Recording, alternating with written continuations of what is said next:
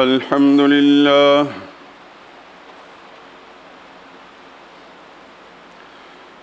الحمد لله وكفى وسلام على عباده الذين اصطفى خصوصا على سيد الرسل وخاتم الأنبياء وعلى آله المجتبى وأصحابه الأتقياء. أما بعد فإن خير الحديث كتاب الله وخير الهدي هدي محمد صلى الله عليه وسلم وشر الأمور محدثاتها وكل محدثة بدعة وكل بدعة ضلالة وكل ضلالة في النار. أعوذ بالله من الشيطان الرجيم. بسم الله الرحمن الرحيم.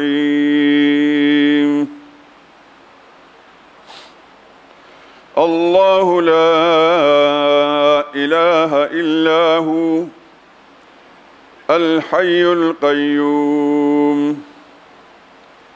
لا تأخذه سنة ولا نوم له ما في السماوات وما في الأرض.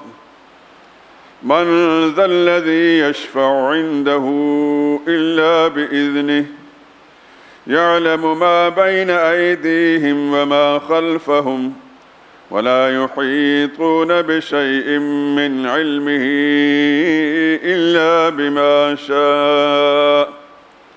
وسع كرسيه السماوات والأرض ولا يؤوده حفظهما وهو العلي العظيم.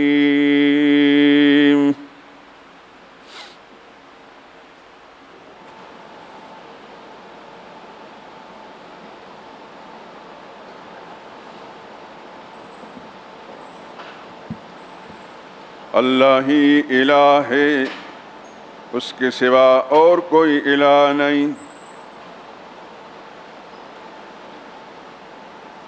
وہ زندہ اور جاوید ہے، ہمیشہ رہنے والا اور سارے کائنات کو تھامنے والا ہے۔ اسے نہ اونگ آتی ہے نہ نیند۔ جو کچھ آسمانوں میں اور جو کچھ زمین میں ہے سب اسی کا ہے۔ کون ہے کہ اس کی اجازت کے بغیر اس سے کسی کی سفارش کر سکے؟ جو کچھ لوگوں کے روبرو ہو رہا ہے اور جو کچھ ان کے پیچھے ہو چکا ہے اللہ کو سب معلوم ہے، اور وہ اس کی معلومات میں سے کسی چیز پر احاطہ نہیں کر سکتے۔ ہاں، جس قدر وہ چاہتا ہے اسی قدر معلوم کرا دیتا ہے۔ اس کی بادشاہی اور اس کا علم آسمان و زمین سب پر حاوی ہے، اور اسے ان کی حفاظت کچھ بھی دشوار نہیں۔ وہ بڑا عالی شان اور عظیم الشان ہے۔ سبحان ربک رب العزت عما یصفون وسلام علی المرسلین والحمد للہ رب العالمین۔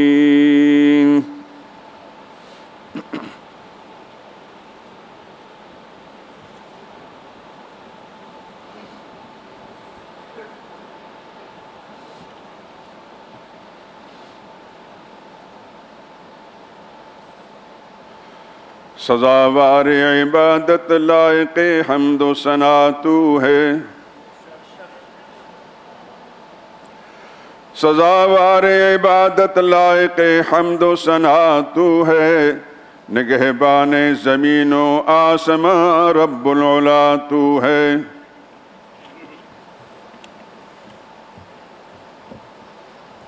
غریبوں بے نواؤں بے کسوں کا آسرا تو ہے، غریبوں بے نواؤں بے کسوں کا آسرا تو ہے، کوئی جس کا نہ ہو اس کا سہارا اے خدا تو ہے۔ جہاں کا حکمراں اور مالک روز جزا تو ہے، مددگار ضعیفاں دافع رنج و بلا تو ہے، مصائب روکنے والا بلائیں ٹالنے والا، مصائب روکنے والا بلائیں ٹالنے والا، نہیں تیرے سوا کوئی جہاں کو پالنے والا۔ گواہی دے رہا ہے ذرہ ذرہ تیری وحدت پر، شہادت دے رہا ہے پتا پتا تیری عظمت پر۔ نہیں اندازہ ہو سکتا کسی سے تیری قدرت کا، نہیں اندازہ ہو سکتا کسی سے تیری قدرت کا، نہیں کوئی کنارہ یا الہی تیری رحمت کا۔ نہیں محتاج کا تیرے سوا حاجت روا کوئی، نہیں محتاج کا تیرے سوا حاجت روا کوئی، خدا بندہ نہیں تیرے سوا مشکل کشا کوئی۔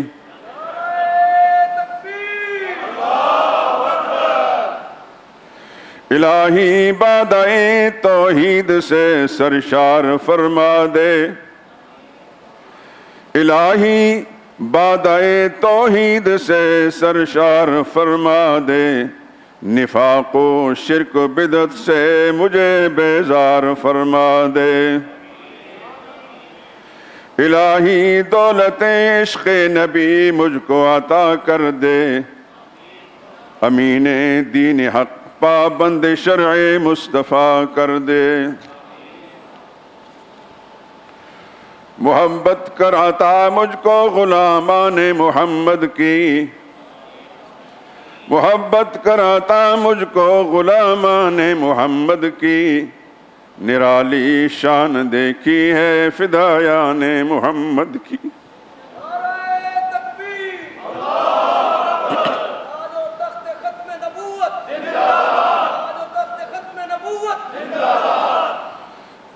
مجھے محتاج غیروں کا نہ رکھ ہرگز زمانے میں، مجھے محتاج غیروں کا نہ رکھ ہرگز زمانے میں، کمی کس چیز کی ہے اے خدا تیرے خزانے میں۔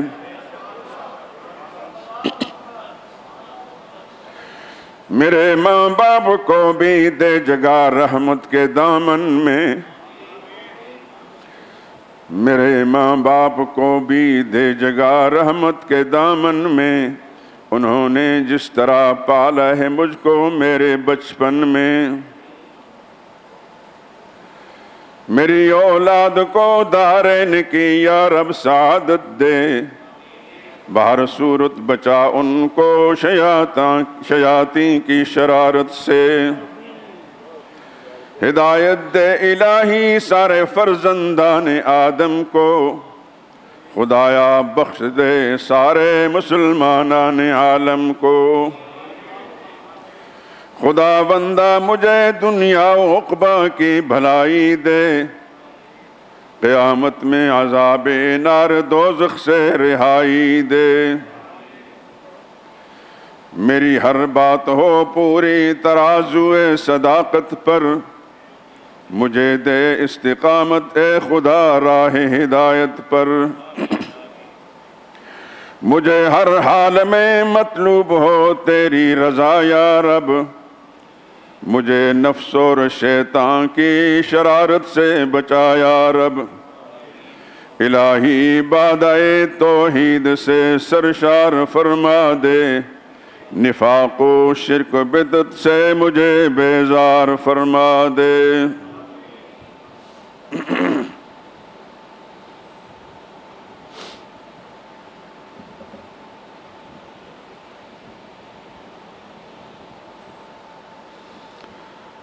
بزرگان محترم، برادران عزیز، ایک دفعہ درود پاک پڑھ لیں۔ اللہم صلی علی محمد وعلی آل محمد كما صليت على إبراهيم وعلى آل إبراهيم إنك حميد مجيد. اللهم بارك على محمد وعلى آل محمد كما باركت على إبراهيم وعلى آل إبراهيم إنك حميد مجيد.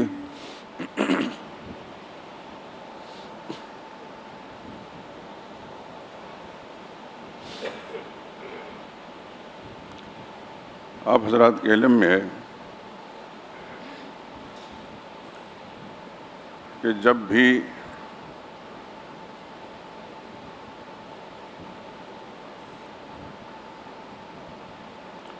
قرآن حکیم کی کسی آیت کا انتخاب کرتا ہوں، اس کا تعلق اس مضمون کے ساتھ ہوتا ہے جو آئندہ بیان کرنا ہوتا ہے۔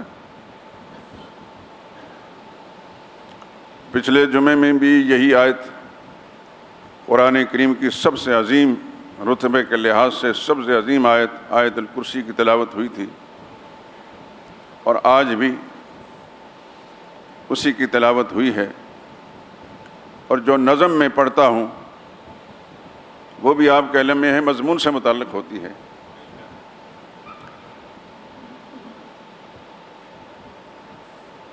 اللہ کی توحید کا بیان ہو تو جو نظم پڑھی جاتی ہے وہ بھی اللہ کی عظمت کا مضمون اس میں ہوتا ہے۔ سرور عالم صلی اللہ علیہ وسلم کا رتبہ اور مقام، اس کا تذکرہ کرنا ہو تو آپ کی مدح و منقبت پر مشتمل اشعار میں پڑھتا ہوں۔ صحابہ اکرام رضوان اللہ تعالی علیہم اجمعین کا تذکرہ ہو تو انہی کی منقبت پر مشتمل نظم پڑھی جاتی ہے۔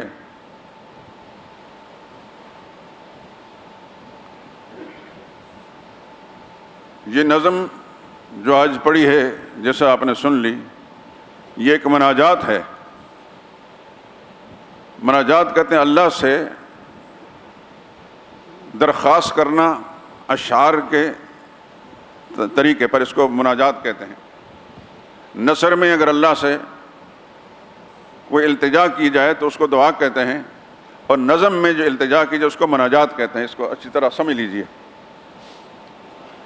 یہ مناجات کا ایک مضمون تھا جو اس وقت میں نے آپ کے سامنے پڑھا ہے۔ ایک لمبی نظم تھی لیکن میں نے اس میں اختصار کر کے آپ کے سامنے پیش کی ہے۔ بہرحال آپ نے سن لیا کہ اس کا ایک ایک جملہ آب زر لکھنے سے تعلق رکھتا ہے۔ قرآن حکیم کی یہ آیت الکرسی ہر مسلمان کو یاد ہوتی ہے اور ہونی چاہیے۔ آپ حضرات کو یاد ہے؟ ہاتھ کھڑا کریں۔ ماشاءاللہ ماشاءاللہ، اللہ جزائے خیر عطا فرمائے۔ اس آیت کو عظیم الشان آیت کیوں کہا جاتا ہے؟ سرکار دو عالم صلی اللہ علیہ وسلم کا ارشاد ہے کہ جس گھر کے اندر آیت الکرسی پڑھی جاتی ہے اس میں شیطان داخل نہیں ہو سکتا، اور رات کو سونے سے پہلے اگر آیت الکرسی پڑھ لی جائے تو پوری رات ہر طرح کے شرور و فتن سے اور دشمن سے اللہ تعالیٰ کی حفاظت میں آ جاتا ہے۔ آپ حضرات سے یہ درخواست ہے، ہمیشہ میں درخواست کرتا رہتا ہوں کہ قرآن کریم کے ساتھ اپنا تعلق رکھیں، اور رمضان کا مہینہ تو ہے ہی قرآن کا مہینہ۔ شہر رمضان الذی انزل فیہ القرآن، رمضان کے مہینے میں اللہ نے قرآن نازل کیا۔ یقیناً آپ حضرات تلاوت ضرور کرتے ہوں گے، کرتے ہیں؟ جزاکم اللہ خیرہ۔ نہیں کرتے تو میری درخواست پر کریں ضرور۔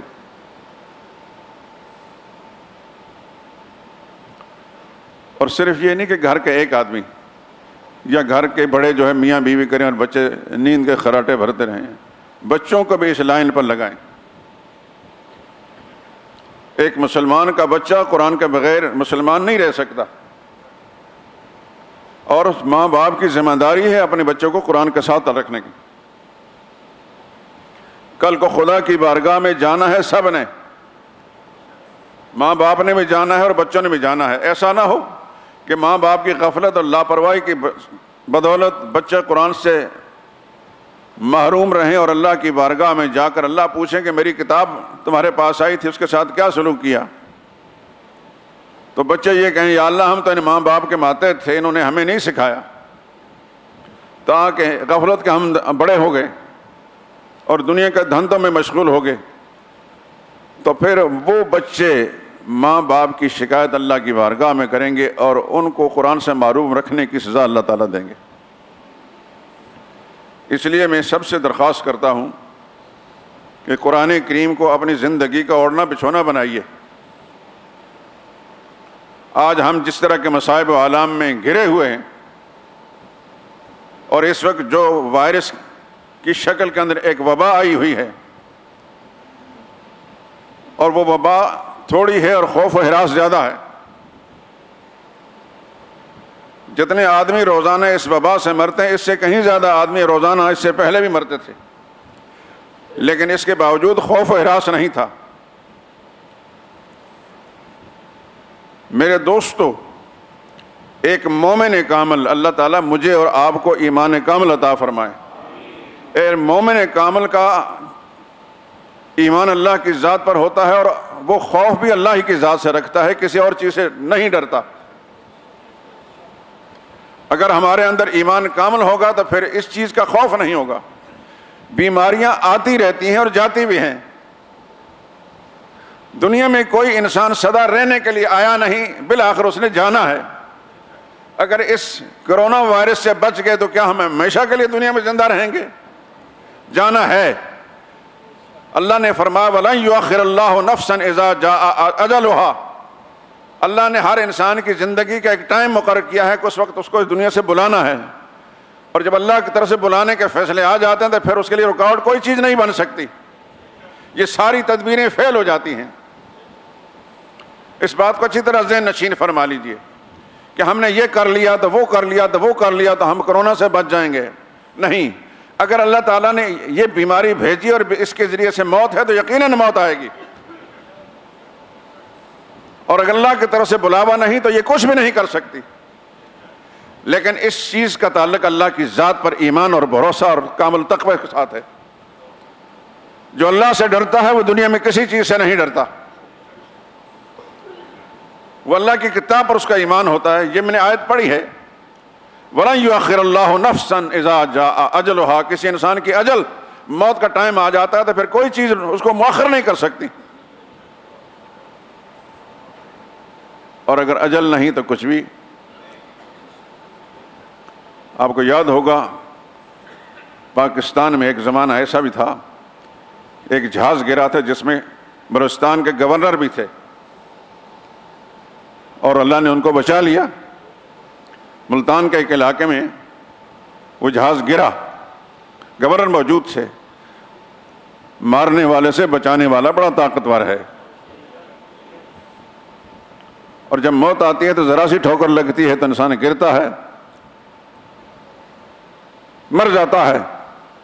اور جب اللہ کی طرف سے موت نہیں ہے تو آسمانی حادثوں میں بھی خداوند قدوس بچا لیتے ہیں.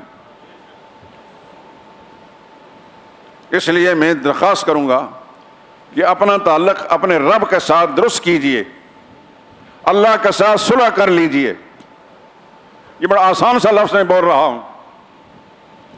اللہ کے ساتھ صلح جب کر لیں گے تو پھر ہمارا کوئی چیز کچھ نہیں بگاڑ سکتی. رمضان کا مہینہ ہے، یقیناً روزے بھی رکھتے ہوں گے. اللہ پاک اس کی برکات سے سب کو مستفید فرمائے. قرآن کریم رمضان ہی میں اللہ نے اتارا ہے، اور رمضان قرآن کا مہینہ ہے. خوش بخت اور خوش نصیب لوگ رمضان میں پتہ نہیں کتنے ہی قرآن کریم مکمل کر لیتے ہیں. ایک قرآن تو کم از کم مکمل ہونا چاہیے.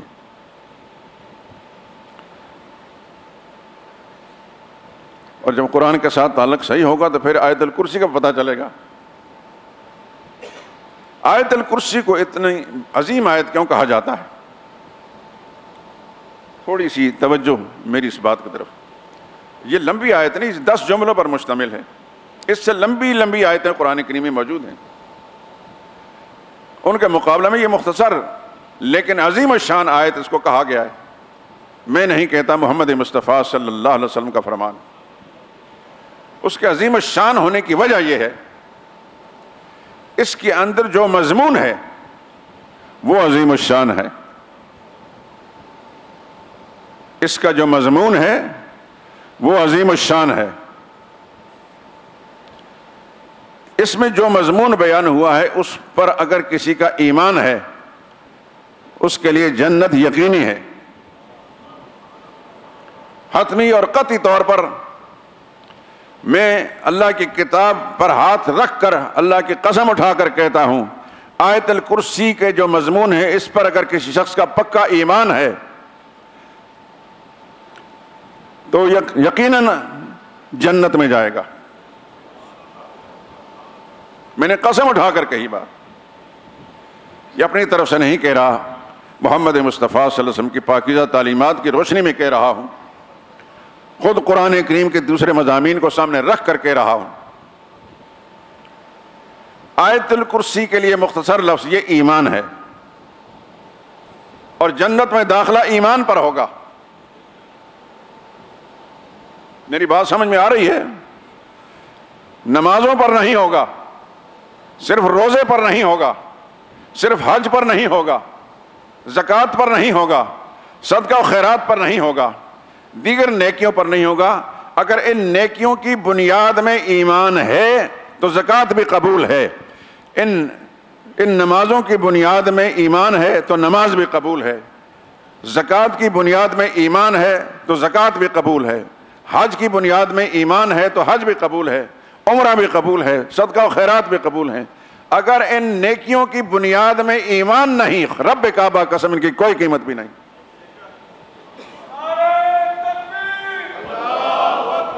اب ایک بات اور سے نشین فرما لیجئے، جن کو آپ مشرک اور کافر کہتے ہیں، مکہ کے مشرک، ان لوگوں میں اکثریت ایسی تھی، نماز بھی پڑھتے تھے سابقہ شریعتوں کی روشنی میں، شرک بھی کرتے تھے، زکوٰۃ بھی دیتے تھے، شرک بھی کرتے تھے، حج بھی کرتے تھے. قرآن کریم احادیث طیبہ کے اندر باقاعدہ مشرکین کا تلبیہ، آپ جب جاتے ہیں بیت اللہ کے ارد گرد پہنچنے سے پہلے لبیک اللہم لبیک لبیک لا شریک لک لبیک، یا اللہ میں تیری دربار میں حاضر ہوں، حاضروں میں اللہ تیرے دربار میں حاضر ہوں، لا شریک لک تیرا کوئی شریک نہیں، میں دربار میں حاضر ہوں.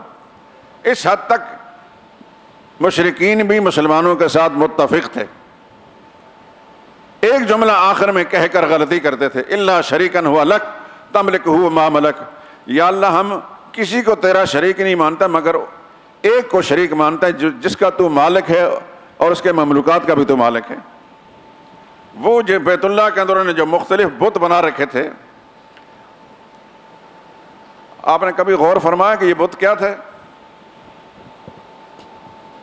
یہی سوچتے ہوں گے، سنا یہی ہوگا کہ بت تھے، پتھر تھے.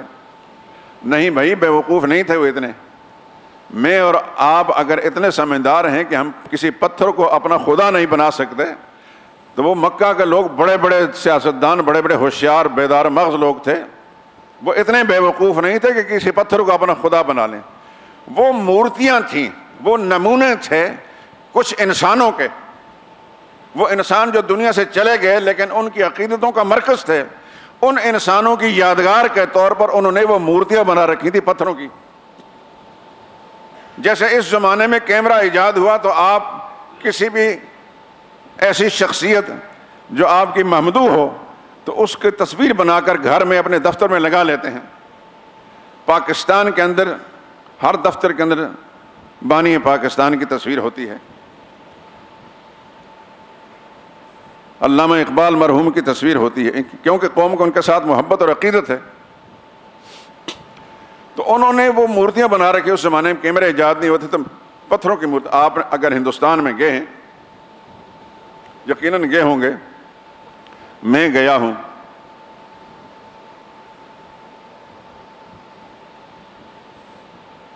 انیس سو 80 میں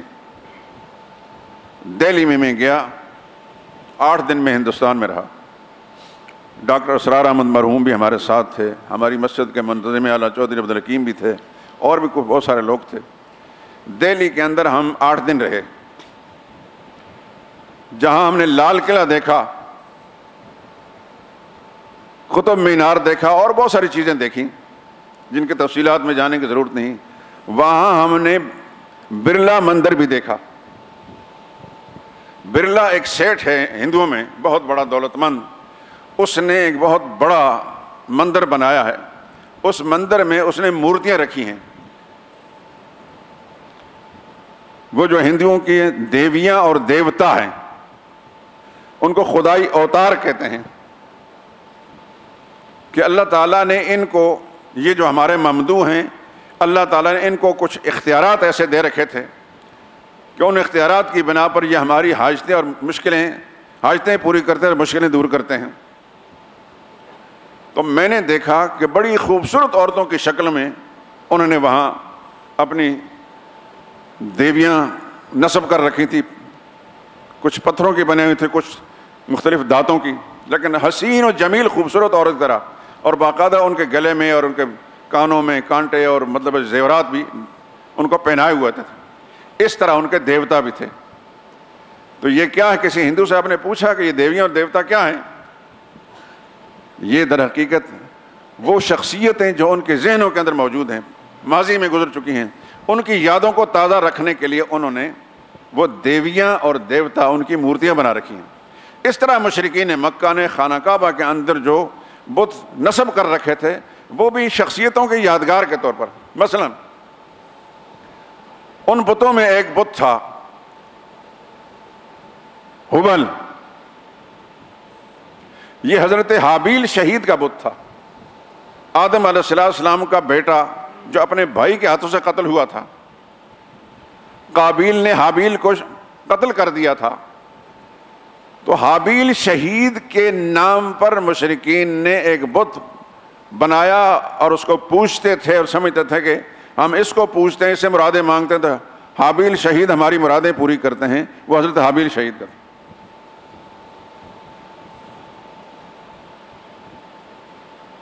ایک بت تھا لات۔ لات ایک سخی آدمی تھا جو خانہ کعبہ میں آنے والے لوگوں کی ضیافت میزبانی کرتا، موسم کے لحاظ سے ان کو پانی پلاتا، سردی کے موسم میں گرم اور گرمی کے موسم میں ٹھنڈا پانی پلاتا، اور ستو گھول گھول کر پلاتا۔ کانا یلت السویق، سویق کہتے ہیں ستو کو، ستو گھول گھول کر ان کو پلاتا تھا، اتنی خدمت کرتا تھا۔ اس خدمت کی بنا پر وہ اتنا مقبول تھا کہ اس کے نام کا ایک بت بنا دیا گیا۔ عزا ایک عورت تھی، اس کا بت بنایا گیا۔ اصاف ایک مرد تھا، اس کا بت بنایا گیا۔ نائلہ ایک عورت تھی، اس کا بت بنایا گیا۔ میں کس کس کا نام لوں؟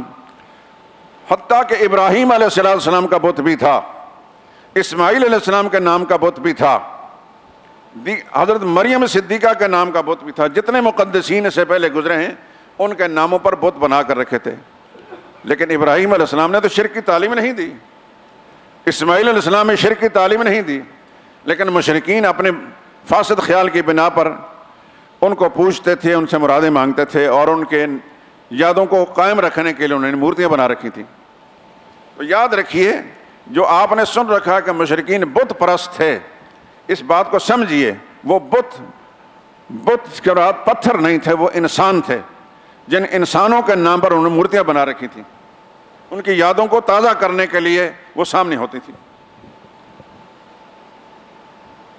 لیکن اس کے باوجود کہ وہ حج بھی کرتے تھے، طواف بھی کرتے تھے، اعتکاف بھی کرتے تھے، نمازیں بھی پڑھتے تھے، روزے بھی رکھتے تھے، صدقہ و خیرات بھی کرتے تھے، یہ ساری کام خوبیاں مشرکین میں تھیں، لیکن اس کے باوجود اللہ تعالیٰ نے ان کو معاف نہیں کیا، اس لیے کہ ان نیکیوں کے ساتھ ساتھ وہ شرک کرتے تھے۔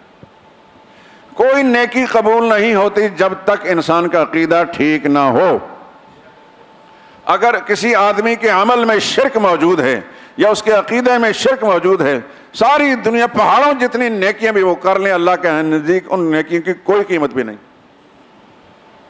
رمضان کے مہینے میں میں ہمیشہ اس مسئلے کو زور دے کے اس لیے بیان کرتا ہوں کہ اس سال تو ہماری شامت اعمال سے اس وائرس کے سبب سے حاضری کم ہے، ورنہ ہر سال رمضان کے مہینے میں مسجد کے اندر اور باہر دور تک مسلمانوں کا ایک مجمع ہوتا تھا، اور میرا اصل میں مقصد یہ ہوتا تھا کہ اس حاضری سے فائدہ اٹھا کر لوگوں کو دین کی صحیح بات بتا دی جائے.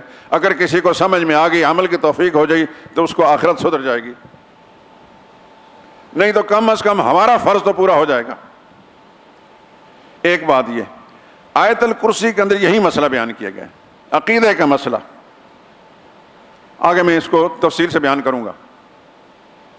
ایک بات اور ذہن نشین فرما لیں، دنیا میں کتنے پیغمبر آئے؟ یہ سنتے رہے نا، 1,24,000 یا کم یا زیادہ. 1,00,000 میں کہتا ہوں کئی ہزار پیغمبر اللہ کریم نے اس دنیا میں بھیجے. ان نبیوں کے آخری فرد حضرت محمد مصطفیٰ صلی اللہ علیہ وسلم خاتم الانبیاء. نبیوں میں سب سے پہلے نبی حضرت آدم علیہ السلام ہیں، اور سب سے آخری نبی حضرت محمد مصطفیٰ صلی اللہ علیہ وسلم ہیں. محمد مصطفیٰ صلی اللہ علیہ وسلم خاتم الانبیاء والمرسلین ہیں. آپ کے بعد کسی نے نبی بن کر نہیں آنا. آپ کے بعد کسی نے نبوت کا دعویٰ کیا وہ کذاب ہے اور دجال ہے. مرزا غلام احمد قادیانی سمیت کوئی شخص بھی نبوت کا دعویٰ کرے وہ کذاب ہے اور دجال ہے. اور رسول اللہ صلی اللہ علیہ وسلم کے بعد کسی شخص کو نبی ماننا، تسلیم کرنا کہ حضور کے بعد آیا ہے اور اس کے بارے میں یہ عقیدہ رکھنا کہ یہ نبی ہے، وہ ایسا شخص کافر اور مرتد ہے. یہ ہر مسلمان کا عقیدہ ہونا چاہیے. جہاں آپ محمد مصطفیٰ صلی اللہ علیہ وسلم کی نبوت اور رسالت کو مانتے ہیں، وہاں آپ کا یہ عقیدہ بھی ہونا حضور صلی اللہ علیہ وسلم آخری نبی ہیں، خاتم النبیین ہیں، خاتم المرسلین ہیں، شفیع المذنبین ہیں. تو محمد مصطفیٰ صلی اللہ علیہ وسلم آخری نبی ہیں. پہلے نبی حضرت آدم علیہ السلام اور آخری نبی حضرت محمد مصطفیٰ صلی اللہ علیہ وسلم. ان سارے نبیوں کو اللہ نے کیوں بھیجا؟ اگر اس سے پہلے آپ حضرات سن چکے ہیں تو بڑی خوش نصیبی ہے، بڑے خوش بخت ہیں. اور اس سے پہلے اگر نہیں سنا تو دھیان سے سنیں. ہر نبی کو اللہ تعالیٰ نے عقیدہ توحید بیان کرنے اور شرک کی تردید کرنے کے لیے بھیجا ہے. ہمیں قرآن یہ شہادت دیتا ہے. یہ بات میں اپنے گھر سے گھڑ کر نہیں کہہ رہا، قرآن کریم میرے سامنے موجود ہے، اسی کی روشنی میں بات کر رہا ہوں. دنیا میں جتنے نبی آئے توحید بیان کرنے اور شرک کی تردید کے لیے آئے. جس نے نبی کی بات کو مان لیا وہ نبی کا ساتھی رہا، جس نے نبی کی بات کو نہیں مانا وہ بد نصیب اور بدبخت رہا. دیکھیے، دور جانے کی بات نہیں. محمد مصطفیٰ صلی اللہ علیہ وسلم جب اللہ کی توحید کا اعلان فرمایا تو آپ کے خاندان میں حضرت حمزہ رضی اللہ تعالیٰ عنہ نے قبول فرما لیا. آپ کی اس دعوت کو حضرت حمزہ نے قبول فرما لیا، حضرت عباس نے قبول فرما لیا. رسول اللہ صلی اللہ علیہ وسلم کے دونوں سگے چچا ہیں، لیکن آپ ہی کے ایک سگا چچا ابو لہب نے رسول اللہ صلی اللہ علیہ وسلم کی بات نہیں مانی. حضور کے گھرانے کا آدمی تھا، ہاشمی تھا، سید بادشاہ تھا. آج ہمارے زمانے میں جو ہاشمی ہوں ان کو سید کہتے ہیں، یہ اصطلاح ہے. عرب دنیا میں کسی زمانے میں ان کو شریف کہتے تھے. جیسے اردن کے جو موجودہ حکمران ہیں یہ نسلی سید ہیں. شاہ حسین بھی سید تھا، اور لیکن ایک سید ایسا بھی گزرا ہے، شریف مکہ جیسے کہتے ہیں، اس زمانے میں ان کو شریف کہتے تھے. یہ وہ بد نصیب آدمی تھا جس نے حضرت شیخ الہند کو اور مولانا حسین احمد مدنی کو گرفتار کر کے مالٹا کی جیل میں بھیجا تھا. یہ انگریزوں کا پٹھو تھا. چونکہ ہندوستان کے اندر حضرت شیخ الہند نے تحریک چلائی تھی استخلاص وطن کی، وطن کو آزاد کرایا جائے، انگریز چلا جائے یہاں سے. اور بالآخر حضرت شیخ الہند رحمہ اللہ حج یا عمرہ کر کے ترکی جانا چاہتے تھے. اس شریف حسین نے ان کو گرفتار کر کے مالٹا کی جیل میں بھیج دیا. 84 سال کی عمر کا بوڑھا آدمی حضرت شیخ الہند مولانا محمود حسن رحمۃ اللہ تعالیٰ علیہ، یہ دارالعلوم دیوبند کے پہلے شاگرد ہیں، پہلا انسان دارالعلوم دیوبند کا پہلا شاگرد، اور ان کا جو استاد تھا اس کا نام بھی محمود تھا، استاد کا نام بھی محمود اور شاگرد کا نام بھی محمود، اور جس جگہ بیٹھ کر انہوں نے سبق پہلا پڑھا تھا وہ مسجد چھتا کہلاتی ہے، وہ جگہ بھی میں دیکھ کر آیا ہوں 1980 کے اندر، جب مجھے اللہ نے توفیق نصیب فرمائی تو وہ ساری جگہ میں نے دیکھی ہیں۔ آج بھی وہ مسجد موجود ہے، تقریباً 150 سال گزر چکے، اب بھی وہ مسجد موجود ہے۔ بات کر رہا تھا کہ رسول اللہ صلی اللہ علیہ وسلم کا سگا چچا ہے، کیا نام ہے؟ مشہور ابو لہب ہے۔ اس کا نام ابو لہب نہیں تھا، اس کا نام عبد العزیٰ تھا۔ عزیٰ جیسا کہ میں سنا چکا ہوں مشرکین کی ایک دیوی تھی، اس کے نام پر یہ نام رکھا گیا۔ اسی کا ایک بھائی تھا جس کو آپ ابو طالب کہتے ہیں، اس کا نام عبد مناف تھا۔ وہ بھی ایمان نہیں لایا، یہ بھی ایمان نہیں لایا، لیکن ابو طالب میں یہ خوبی تھی کہ رسول اللہ صلی اللہ علیہ وسلم کی مخالفت علانیہ نہیں کی، اور یہ وہ بدنصیب آدمی تھا کہ جس نے کھلم کھلا رسول اللہ صلی اللہ علیہ وسلم کی مخالفت کی، بلکہ سب سے پہلے رسول اللہ صلی اللہ علیہ وسلم پر پتھر پھینکنے والا یہ تھا۔ تو اللہ تعالیٰ نے پھر اس کی مذمت میں اس کی بدعا کے لیے ایک سورت نازل فرمائی، سورہ لہب 30ویں پارے میں۔ آخری 3 سورتیں چھوڑ کر اس سے پہلے ایک سورت ہے سورۃ اللہب، تبت یدا ابی لہب و تب، ابو لہب کے دونوں ہاتھ ٹوٹ گئے، ٹوٹ جائیں، و تب، اور خود بھی ہلاک ہو جائے۔ جن ہاتھوں سے رسول اللہ پر پتھر پھینکا، اللہ نے وہ سورت نازل فرما کر اس کی مذمت قیامت تک کے لیے ایسی رکھ دی قرآن کریم کے اندر کہ ہر مسلمان جب قرآن کریم کی تلاوت کرے گا تو یہ آیت پڑھ کر ابو لہب کے لیے بدعا کر کے جائے گا۔ ابو لہب کس خاندان کا تھا؟ ہاشمی تھا، یعنی رسول اللہ صلی اللہ علیہ وسلم کے خاندان کا تھا، اصلی سید تھا، نقلی نہیں۔ اس زمانے میں تو نقلی سید بے شمار پیدا ہوتے ہیں،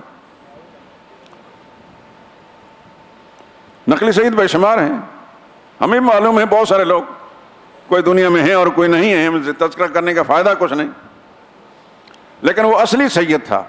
لیکن رسول اللہ صلی اللہ علیہ وسلم کی مخالفت کی، اللہ کی توحید کا منکر ہوا، اللہ کو پھر اس کا لحاظ نہیں آیا کہ یہ سید ہے یا نہیں۔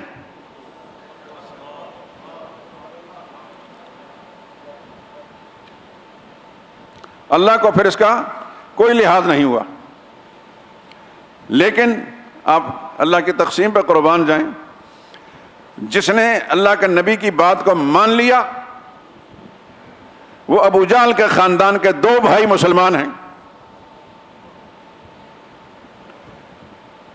ولید بن مغیرہ ایک بہت بڑا مشرک گزرا ہے، اللہ نے اس کے ایک بیٹے کو ہدایت نصیب فرمایا، حضرت خالد کو۔ وہ خالد بن ولید دنیا کا سب سے بڑا جرنیل گزرا ہے، یہ اللہ کی تقسیم ہے۔ اور مزے کی بات سنیں، حضرت خالد کے ایمان لانے کا سبب ان کے بڑے بھائی تھا، اس کا نام بھی ولید تھا، باپ کا نام بھی ولید ہے اور بھائی کا نام بھی ولید ہے۔ وہ ولید بن ولید مسلمان ہوئے، پھر اپنے بھائی پر محنت کی، حضرت خالد پر، اور وہ ایسے مسلمان بنے کہ اسلام کے بہت بڑے جرنیل سپہ سالار بنے۔ یہ اللہ کی تقسیم ہے۔ باپ بڑا مشرک کافر، کفر پر مرا، آج تک دنیا میں مذمت سے اس کا نام لیا جاتا ہے، ولید بن مغیرہ کا، لیکن اس کے بیٹے خالد کا نام خالد بن ولید، اسلام کا بہت بڑا جرنیل اور سپہ سالار، ولید بن ولید۔ تو یہ اللہ کی تقسیمیں ہیں۔ کہنے کا مقصد یہ ہے کہ جس نے رسول اللہ صلی اللہ علیہ وسلم کے دامن کو تھام لیا وہ ابو جہل کے خاندان کا بھی ہے۔ حضرت خالد بن ولید ابو جہل کے خاندان کے تھے، یہ بھی مخزومی تھے، وہ بھی مخزومی تھا۔ وہ اسلام کا بہت بڑا سپہ سالار، دنیا میں مسلمان اس کے نام کی عظمت کو اجاگر کریں گے۔ اور جس نے رسول اللہ صلی اللہ علیہ وسلم کے دامن کو چھوڑ دیا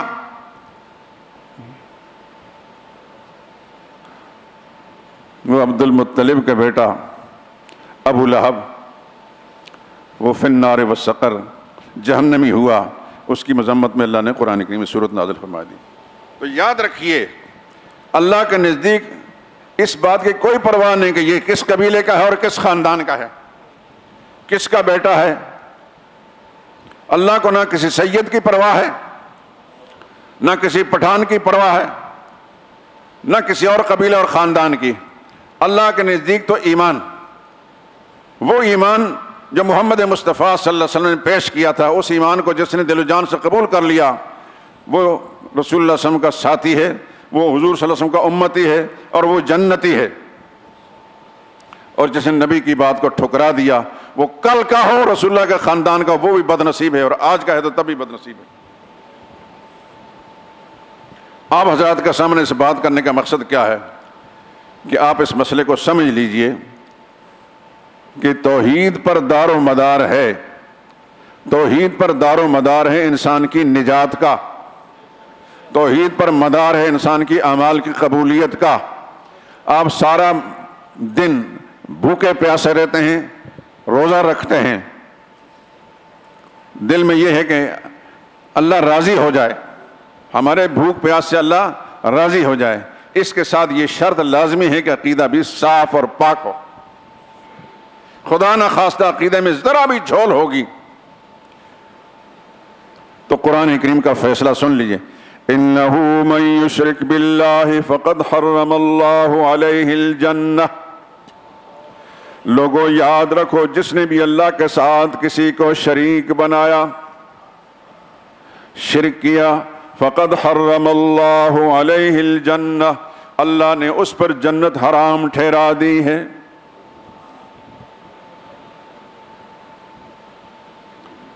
شرک کی ذرا بھی آمیزش اللہ کو گوارا نہیں۔ توحید پر مدار نجات ہے، توحید پر اعمال کی قبولیت کا مدار ہے۔ روزہ، نماز، تراویح، تلاوت، حج، عمرہ، زکوٰۃ، خیرات، صدقہ، اعتکاف، یہ ساری چیزیں جو ہیں ان کی قبولیت کا مدار اللہ کی توحید ہے۔ میرے دوستو، مجھے یقین ہے کہ اللہ پاک اپنی رحمت سے آپ کو نوازیں گے اور مسئلہ آپ کو سمجھ میں آئے گا، لیکن کم سے کم میرے حق میں اس مسجد کا فرش اور اس کی در و دیوار گواہیاں دیں گے کہ یا اللہ تیری کتاب کے حوالے سے تیری توحید کا مسئلہ بیان کیا تھا، اس توحید کا بیان کرنے کی وجہ سے پتہ نہیں کتنی میری مخالفت ہوئی۔ اب تو ہم سن سن کر بھی تھک گئے ہیں۔ ایک زمانہ ایسا تھا کہ ہر طرف مسجد شہداء کے خطیب کو مطعون اور ملامت کیا جاتا تھا، یہ بڑا گستاخ ہے، وہابی ہے، وہابی ہے، وہابی ہے، وہابی ہے۔ میں نے کبھی اس کی پرواہ نہیں کی اور نہ پرواہ کرنی ہے۔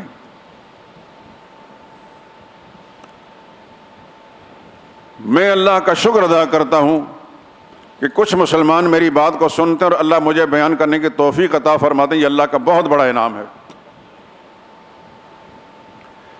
کل بھی یہ بات تھی اور آج بھی کسی سے واہ لینے کا جذبہ نہ تھا اور نہ ہے۔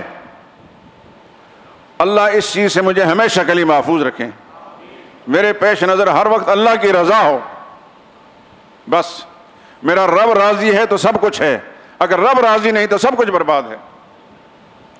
سارا جہان میری حمایت میں ہو، میرا رب میری حمایت میں نہیں تو میں ناکام ترین انسان ہوں، لیکن میرا رب میرے ساتھ ہے تو سارے جہان کی مخالفتوں کی مجھے کوئی پرواہ نہیں۔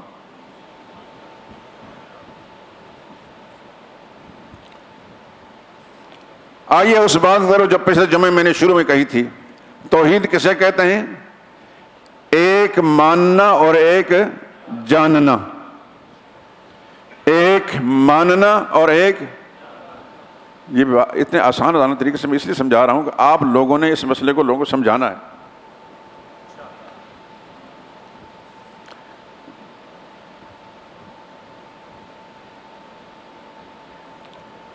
کس چیز میں ایک ماننا؟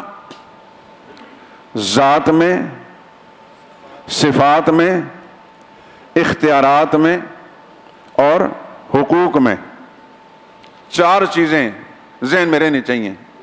اللہ اپنی ذات میں بھی ایک ہے، لا شریک ہے۔ اللہ اپنی صفات میں بھی اکیلا ہے، لا شریک ہے، اس کا کوئی شریک نہیں۔ اللہ اپنے اختیارات میں بھی اکیلا ہے، اس کا کوئی شریک نہیں، اور اللہ اپنے حقوق میں بھی ایک ہے، اس کا کوئی شریک نہیں۔ پہلی بات کی طرف تھوڑا سا میں توجہ دلاتا ہوں، اللہ اپنی ذات میں لا شریک ہے۔ اللہ کی ذات ازل سے ہے، ابد تک ہے۔ جب کچھ نہیں تھا تو صرف اللہ تھے، اور سب کچھ بن گیا تو اللہ پھر بھی ہیں، اور کچھ بھی نہیں رہے گا تو اللہ پھر بھی ہوں گے۔ ازل سے ہیں اور ابد تک ہیں،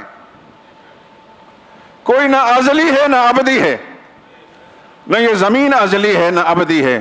زمین بھی بدل دی جائے گی، آسمان بھی ٹکڑے ٹکڑے کر دیے جائیں گے۔ یوم تبدل الارض غیر الارض والسماوات، اللہ نے اس قرآن میں اعلان کیا، وہ دن آئے گا یہ زمین ہٹا دی جائے گی۔ والارض جمیعا قبضتہ یوم القیامہ، قیامت دن اللہ کی اس دائیں مٹھی کے اندر ساری زمین ہوگی۔ اللہ کتنے بڑے ہیں، اس کی مٹھی کتنی بڑی ہے، پوری زمین کو اللہ پر لپیٹ کر اپنی مٹھی میں لے لیں گے۔ والسماوات مطویات بیمینہ، اور سارے آسمان، ایک نہیں، 2 3 4 5 6 7 ساتوں آسمانوں کو اللہ لپیٹ کر اپنے ہاتھ میں لے لیں گے۔ سبحانہ وتعالی عما یشرکون، اللہ ساری کمزوریوں اور خامیوں سے پاک ہے، بلند و بالا ہے۔ جو لوگ اللہ کا کسی کو شریک بناتے ہیں، اللہ کا کوئی شریک بھی نہیں۔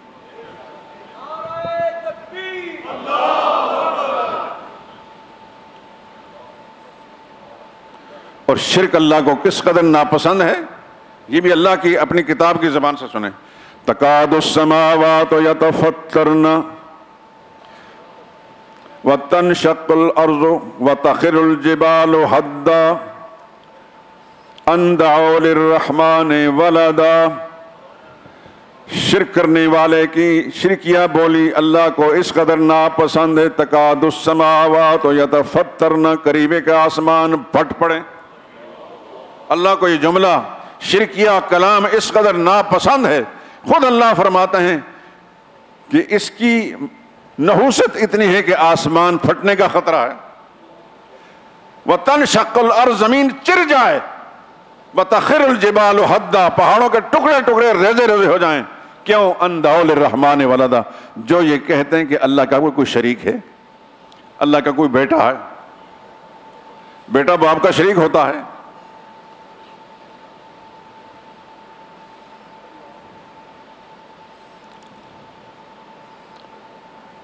تو اللہ اتنے بڑے ہیں کہ جن کی کبریائی اور بڑائی کا اندازہ دنیا کی کوئی طاقت نہیں لگا سکتی۔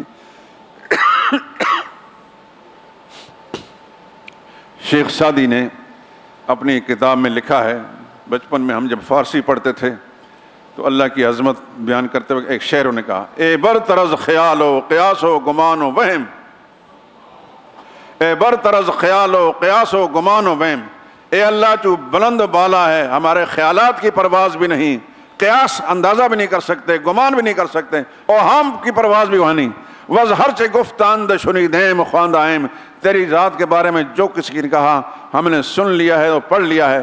دفتر تمام گشت بپایاں رسید عمر، ساری دنیا کے دفتر لکھ لکھ کر پورے ہو چکے ہیں، اور عمریں لکھنے والوں کی ختم ہو چکی۔ ماں ہم چنان در اول وصف تو ماندائم، ہم تو ابھی تیرے اوصاف کا دیباچہ بھی نہیں پڑھ پائے، تو اتنا بڑا ہے۔ آپ نماز میں جب کھڑے ہوتے ہیں تو کیا کہتے ہیں؟ بولیے ایک دفعہ، اللہ اکبر، اللہ سب سے بڑا ہے۔ ہم یہی کچھ کہہ سکتے ہیں، اللہ سب سے بڑا ہے، سارے بڑوں سے بڑا ہے۔ کتنا بڑا ہے ہم اندازہ نہیں کر سکتے۔ اب ایک جگہ قرآن کریم میں وَلَوْ أَنَّمَا فِي الْأَرْضِ مِنْ شَجَرَةٍ أَقْلَامٌ، زمین کے دامن میں اگنے والے سارے درختوں کی قلمیں بن جائیں۔ وَلَوْ أَنَّمَا فِي الْأَرْضِ مِنْ شَجَرَةٍ أَقْلَامٌ، زمین کے دامن میں اگنے والے سارے درختوں کی قلمیں بن جائیں۔ ایک ایک درخت کی کتنی کلمیں بن سکتی ہیں؟ ہزاروں لاکھوں کلمیں بن سکتی ہیں. والبحر یمدہ، اور سمندر سیاہی بن جائے، سمندر سیاہی بن جائے. من بعدہ سبعۃ ابحر، اس ایک سمندر کے بعد 7 اور سمندر بھی لا کر ان کی سیاہیاں بنائی جائیں. ان قلموں کے ذریعے سے اللہ کی شانیں لکھی جائیں، اس کی عظمت اور کبریائی لکھی جائے. اللہ فرماتے ما نفدت کلمات اللہ، ساری دنیا کے درختوں کی کلمیں لکھ لکھ کر گھس کر ختم ہو جائیں گی، ساری سمندروں کی سیاہیاں ختم ہو جائیں گی. ما نفدت کلمات اللہ، اللہ کی کبریائی اور عظمت کا مضمون ختم نہیں ہوگا.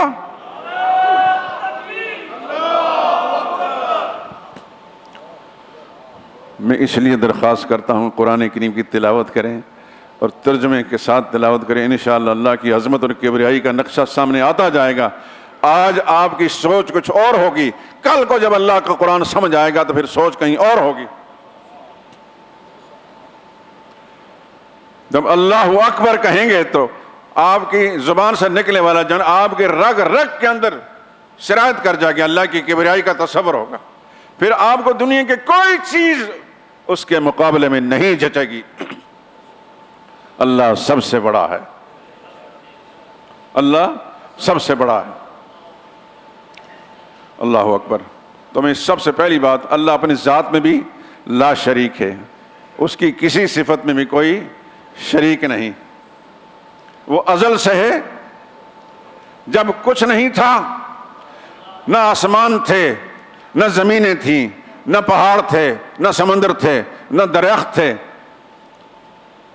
نہ انسان تھے، نہ جنات تھے، نہ فرشتے تھے، نہ نبی تھے، کچھ بھی نہیں تھا، اللہ تھے.